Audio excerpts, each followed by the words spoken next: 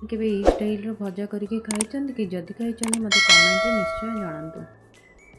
नमस्कार मु कीर्ति स्वागत करुछि मो चैनल स्वाद एंड स्पाइस विथ कीर्ति रे। मु आज आपण मानक पई नै आछि गोटे सोरिष बाटा दिया गुआर आलू भजार रेसिपी। प्रथमे मु गुआर को दुई साइड काटिकी नै जाइछि, तापरे आलू को एमिति मोटा मोटा करके काटिकी नै गली। तापरे गुआर आलू को भल भाबरे धोईकी गोटे प्रेशर कुकर रे पकई नेली।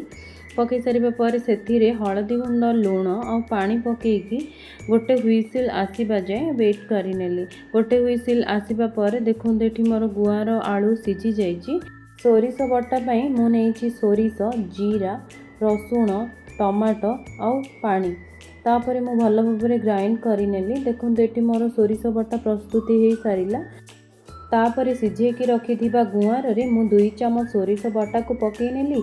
सेथिरे मु हळदी गुंड, लंका गुंड, लूण, गरम मसला पकईकी भल भाबरे गोळेई नेली।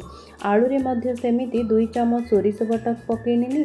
सेथिरे मु हळदी गुंड, लंका गुंड, लूण और गरम मसला पकईकी भल भाबरे गोळेई नेली। तापरे गोटे तावा रे मु 2 चामच तेल को पकई नेली। तापरे मु गोळेईकी रखिथिबा गुआर को पकईकी भल भाबरे भाजी नेली।